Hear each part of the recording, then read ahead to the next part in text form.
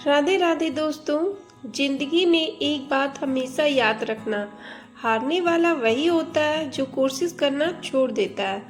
आज की ये कहानी आपको यही सिखाएगी कि जब तक इंसान खुद को हार मानने से रोकता है तब तक कोई उसे हरा नहीं सकता। तो चलिए कहानी को शुरू करते हैं। एक छोटा सा गांव था जहां एक लड़का रहता था। नाम था अभय।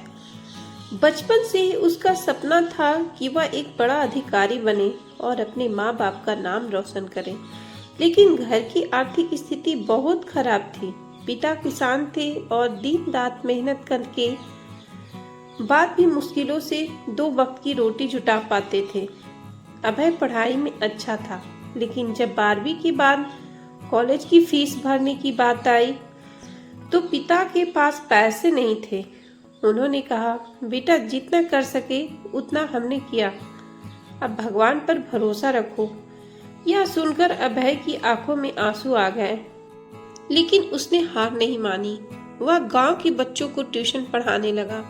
एक दिन में खेतों में पिता की मदद करता और रात में पढ़ाई करता।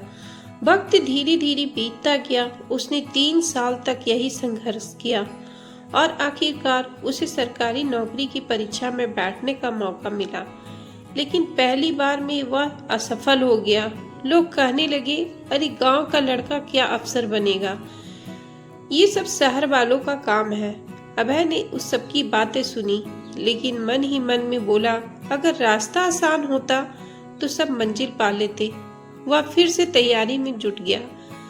इस बार उसने अपनी गलती सुधारी, दिन रात मेहनत की और खुद पर भरोसा रखा।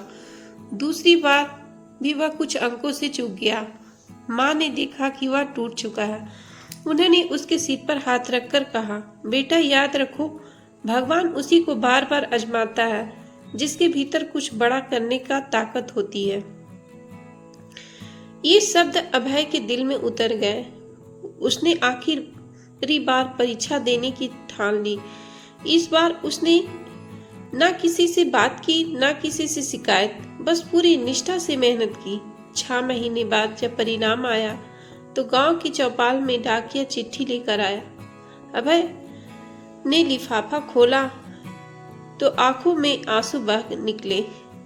वह अफसर बन चुका था।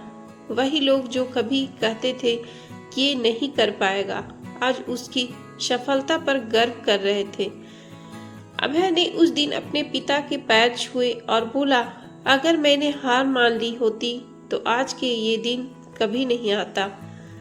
सीख, कभी हार मत मानो। असफलता अंत नहीं होती, बल्कि वह सफलता की पहली सीढ़ी होती है। दुनिया उसी को याद रखती है जो गिरकर भी बार बार उठता है। तो दोस्तों, कैसी लगी ये कहानी कमेंट में जरूर बताएं, और अगर चैनल को सब्सक्राइब नहीं किए तो जल्द से जल्दी से सब्सक्राइब कर लीजिए। Thanks for watching.